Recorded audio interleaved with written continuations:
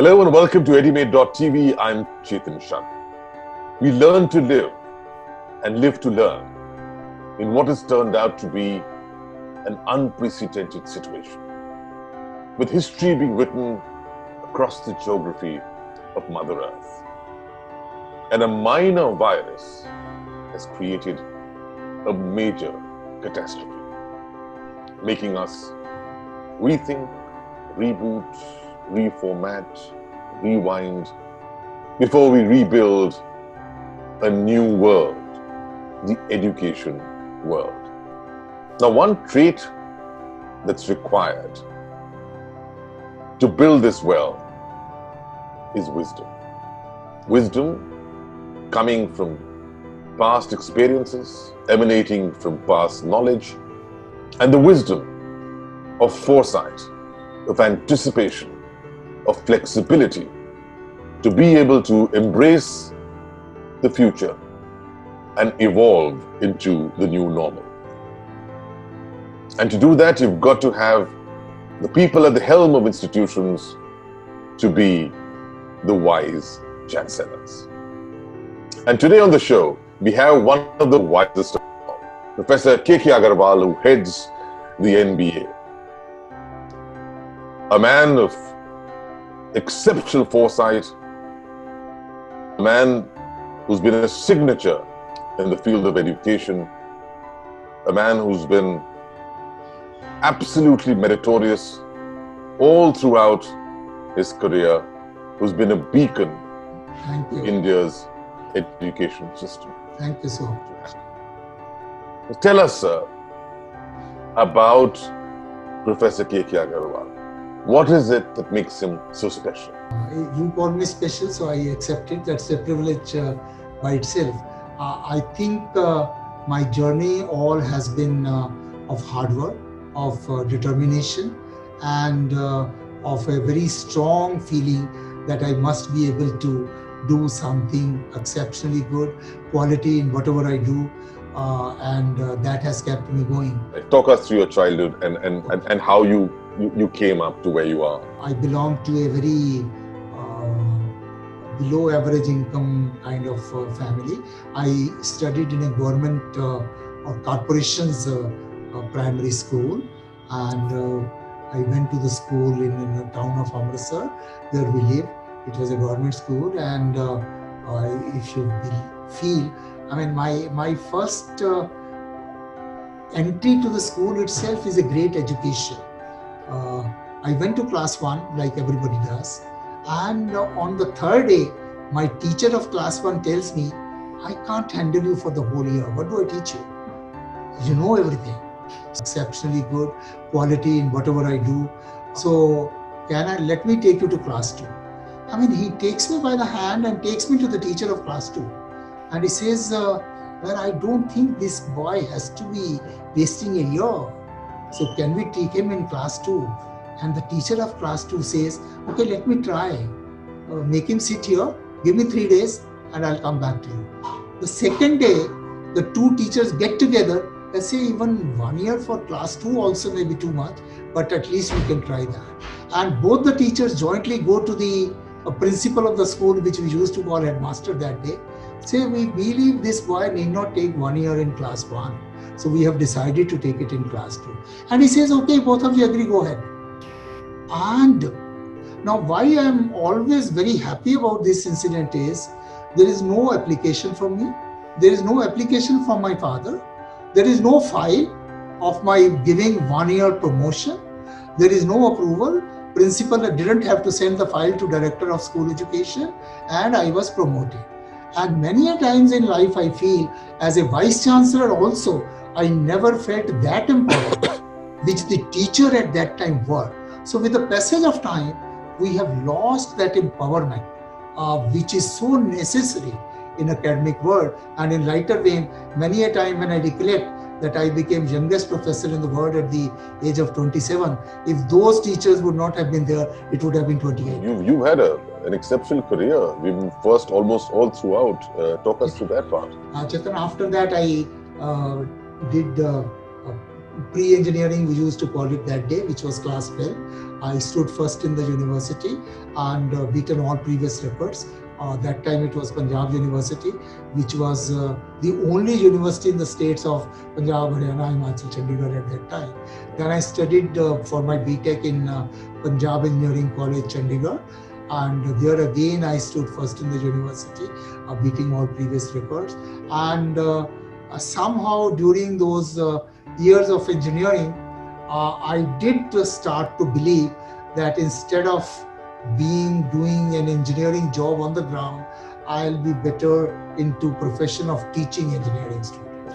And somehow I could succeed in getting my ambitious career and got it.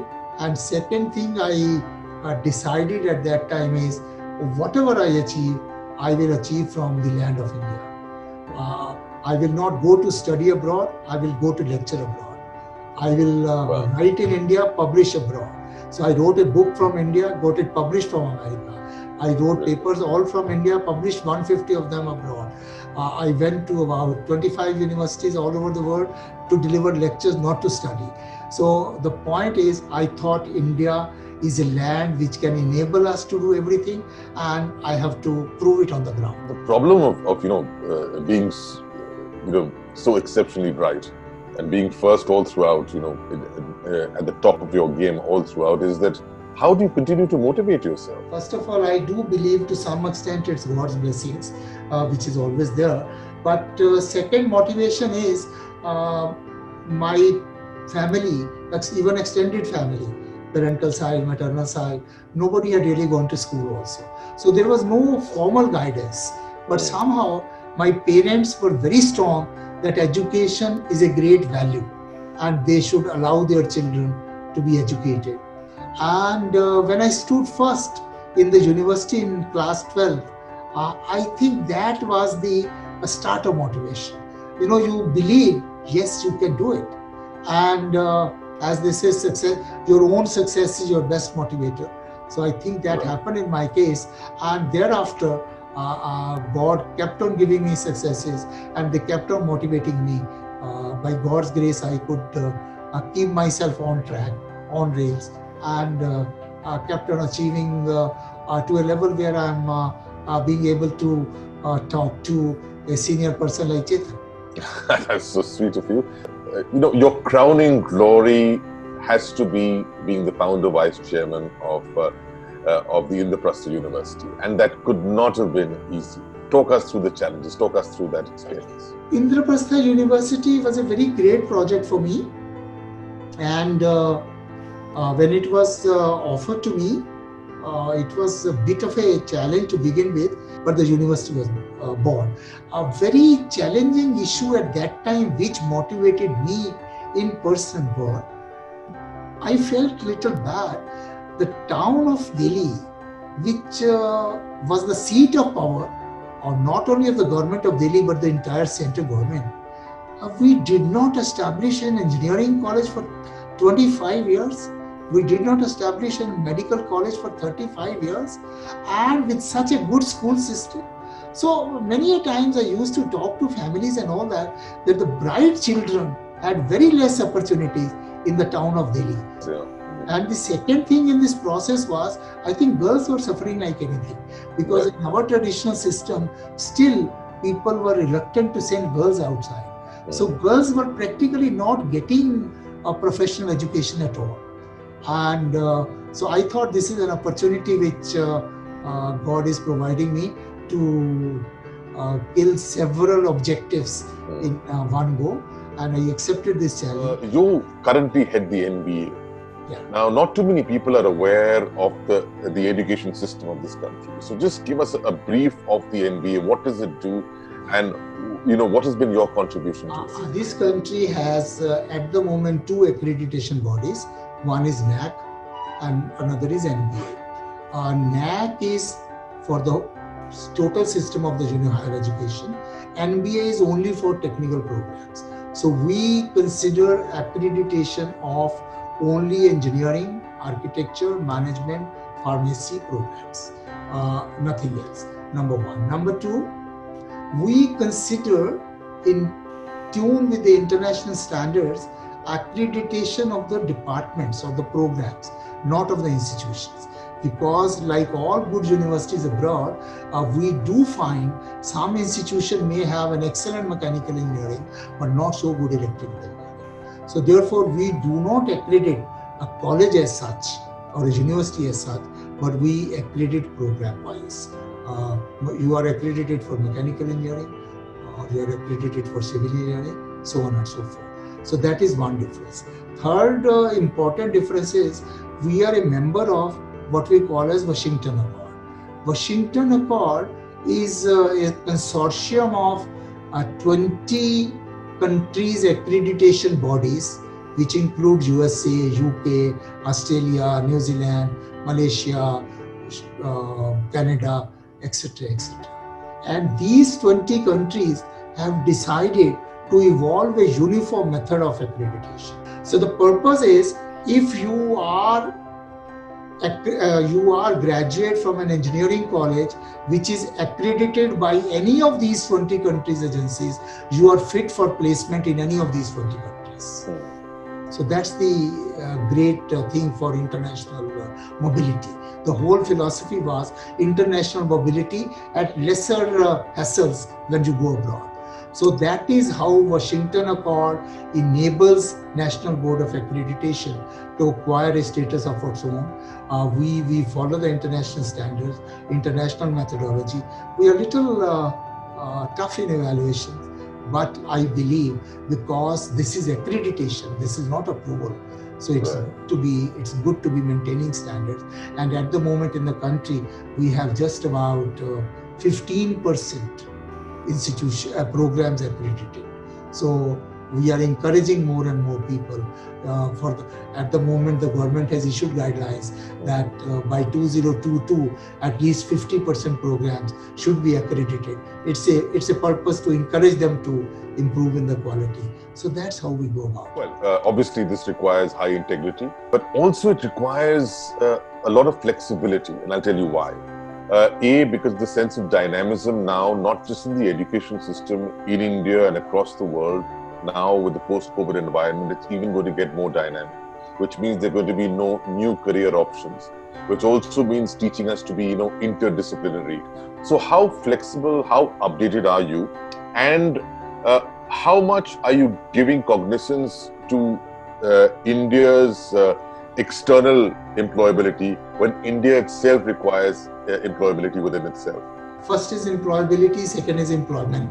Employability wise, today in engineering, whether it's external employability or internal employability, there is very little difference because technology is the same and method of working is the same. So therefore employability is almost the same. Employment is a different question.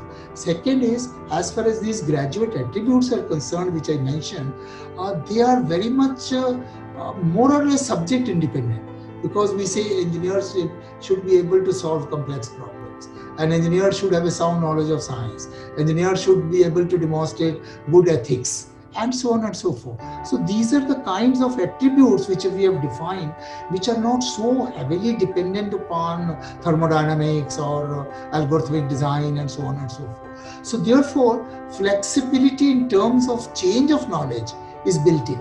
That's not an issue. And I agree with you that the rate of change at this point in the history of civilization is the highest ever. Highest ever. It has never happened again. And with this rate of change, our education system has to change very fast. And frankly telling you, I'm not very satisfied with the rate of change. We have to change faster. All sorts of combinations are there in the world. We have to adopt it. I came across a student abroad. I said, "What are you studying?" He says, "Sir, I am studying medical science and economics." As a professor from India, I just cannot imagine how can you study medical science and economics formally together. It's impossible in India as of now, at least. So why I'm trying to tell you is we have to give opportunities to these types of young thinkers and students who can plan for themselves. A beautiful side of COVID, which is a a very negative thing otherwise, is that we have now accepting some flexibility. I always say that our graduates now, not only engineers, everybody will have to have what they call T-shaped personality. And from T-shaped personality, I mean you will have to have depth of knowledge in a subject, but breadth of knowledge in several subjects. Unless you do not have breadth of knowledge in several subjects, only depth of knowledge in some subject may not make you a problem solver. Well, you pointed out, of course, about one opportunity which COVID has thrown up. But there have been several downsides, several challenges. Talk us through the challenges that you think are the most poignant and the most difficult to overcome, and the possible solutions. And why I say this is, and particularly for you, because you have shown through your experience, particularly with the Indraprastha University, how to make it self-reliant. And here is the Prime Minister who talks about making a self-reliant country. So what is required to make the Indian education system self-reliant post-COVID? We believe and hope that this Prime Minister will be able to give thrust to these education areas also. For example, number one, instead of doing compartmentalization in education, we should rather go to removing the boundaries. For example, I even believe knowledge and skills to be treated separately may not be very good today, because these skills are not uneducated skills of today. Today, when I say 3D printing is a skill, then he must have the knowledge of something. My takes and suggestions, which I have formally given also, let us integrate skill courses in these courses itself. And some of the combinations can be very, very unique.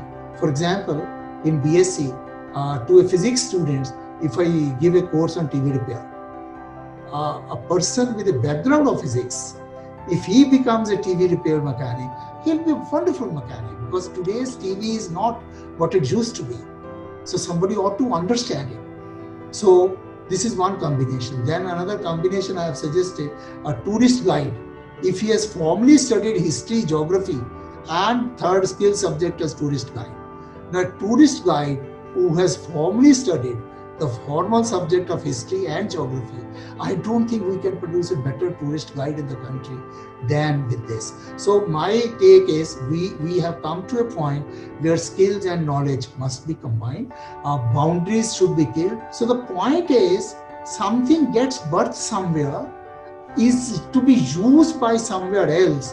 That encouragement has to be done, that culture has to be encouraged, and that can be done only when we remove the boundaries. And Right. that is why a beautiful recommendation in the new policy of education, which is yet to be announced, so I don't think I'm doing a serious mistake if I reveal that. One of the strong recommendations is, from now on, we will not establish single discipline institutions. Absolutely. We will go to multidisciplinary institutions. Yes. And I think that's a great recommendation. This, sir, is the era of lateral thinking. And, you've just spoken so eloquently about the theory, not just of disruption, but more important, the theory of discovery. And, that is what is going to enhance the power of learning, not so much of educating, but you need to learn. And when you become a learner, you have to keep an open mind. So thank you for, for encouraging us to do that. Professor Agarwal, you spoke about how you turned around, or in fact, you made the Indraprastha University completely self-sufficient financially. Now, several universities these days are fledgling in terms of finances. What has been the mantra? What would be your advice to them? 85% of the graduates in higher education system are in state universities, and they are very poorly funded. Many of them very poor standard. And I always say, a few lighthouses in the country will give me some satisfaction of the quality of higher education, but really it doesn't turn around the country. We have excellent IITs. We have aims of the highest quality. We have some central universities which are better than the best in the world, but the number is only very, very few. So unless we are able to improve the general quality of education, which is, I'm sorry to say, is pathetic, to say the least. So funding is one issue. Administration of the university is another issue. And secondly, this concept which we had of very low fees and all that. So either we should say, yes, education is the responsibility of the state, and we do taxation whatever we wish to, but we will allow everybody to get quality education. That's one method. Second is, the ones who can pay were also not asked to pay for several years. For example, I know we made a study in IIT system.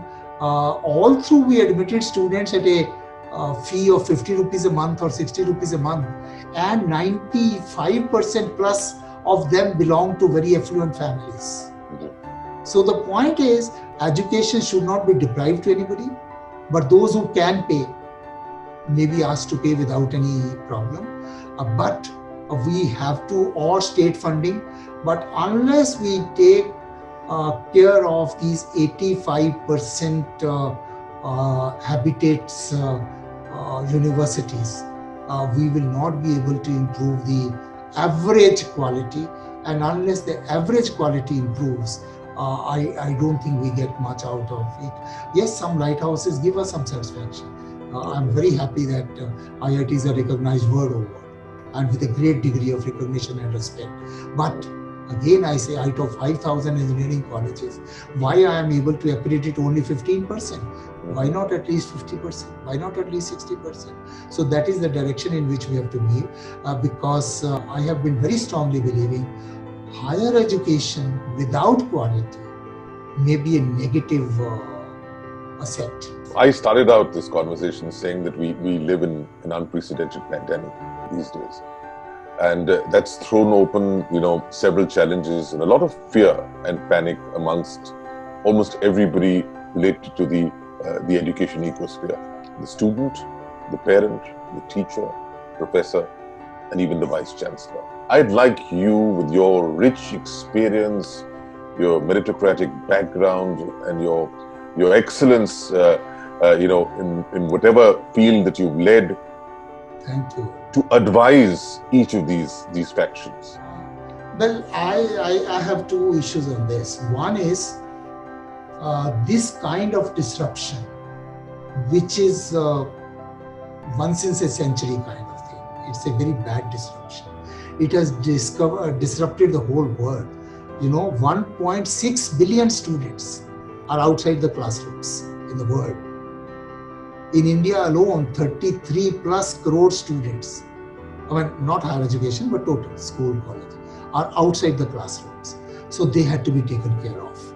And we were really never prepared for online education to that extent. So if I look to the firefighting measure, we have done reasonably good. At least most of our teachers are trying to deliver some kind of knowledge to the students, some in very good way, some in not that good way, but it's going on. Similarly, students are receiving it, and whatever feedback I get, it's not bad. I won't say it's very good, but it's not bad. So, but that's a firefighting measure. That does not mean this can become a norm. So the norm will be when we start reopening. When we start reopening, the social distance and all that will have to remain. Therefore, I do not see in a foreseeable future that our institutions will start functioning the way they used to function in February. Because I'll not be able to put 60, 70, 80 students in a class, 30 students in a laboratory, at least for a year. And therefore, wherever I got a chance to talk to the academic world, I said you all be prepared for a blended mode of education. You will have to learn to do something online, something in the classroom. Education, I feel, will become flexible not only at the level of the university, but at the level of the university, at the level of the college, at the level of the teacher. We'll have to empower the teacher to decide, well, this I can cover online. For this, I'll have to have students in the class. It will be his decision. I can't decide it. Student will have to be empowered. Sir, I don't have broadband in my village. Therefore, I will like to attend complete course face-to-face. And you will have to arrange for it. So the facility and the flexibility will have to be there at every level. It will have to be very flexible system which will come in, and we should like to make the best of it. As far as quality systems are concerned, we are still not very thorough with quality systems of online education because it came to us all of a sudden. We'll have to develop that. I always say when my computer gets virus, I reformat it. Similarly, COVID as a virus has given me an opportunity to reformat our higher education system. Because to remove the virus, best is to reformat. This system of examination which you faced, I faced, everybody faced, that at the end of the session, every child in every subject will have to write a 3-hour theory exam. I could not find any literature where 3 hours is sacrosanct. Why not 2 hours? Why not 4 hours? Why not this? Absolutely. Why can't it change from subject to subject? Some subjects may not justifiably be done by theory examination. They may be justified only by a talk between you and me. Was best examination may be that. Sometimes best examination may be asking you to do some job, and so on and so forth. So the point is, examination can vary from subject to subject, and incidentally, I did back of the envelope calculations. This 3-hour examination philosophy with the answer books and all that costs us more than 6 crore trees every year only to prepare answer books for this. So if I reformat the system and assume I am able to reduce this 3 hours to 2 hours, I save 2 crore trees a year. Let us not go back to what we were. Number one. Number two, let us not be too cozy with what we are doing as a firefighting passion. We will have to find a solution in between, and I personally believe this is an opportunity for me to get rid of all the trash in my system. Because we started out by saying that this pandemic is forcing us to reboot, rethink, rewind, and rebuild, and you just said that to reformat. It's also interesting that how you drew a parallel between the 3-hour examination and trees. And you talked about interdisciplinary, you talked about physics and philosophy. Here, in this, you require management and ecology to be able to, to think laterally. So it's just how beautifully you've actually exemplified, in your experiences as to what has to be the future. And, that's perhaps the reason that we say that wisdom is important. And that's why we have this need for a wise chancellor. And it's so nice of you to brand it like this. And if there ever was a wise chancellor, it must be Professor K.K. Agarwal, one of India's brightest minds. And thank you, sir, for inspiring us, giving us the opportunity to learn from you, and for being our wise chancellor. I'm so happy that you took this initiative. In the lighter vein, I have always been saying our media space is either for film actors or for criminals or for cricketers. It's probably very rarely we have space for intellectuals, for academicians. I think it's a very great initiative on your part to be able to talk to some people from academic world and take their experiences. Each one of them is a rich experience.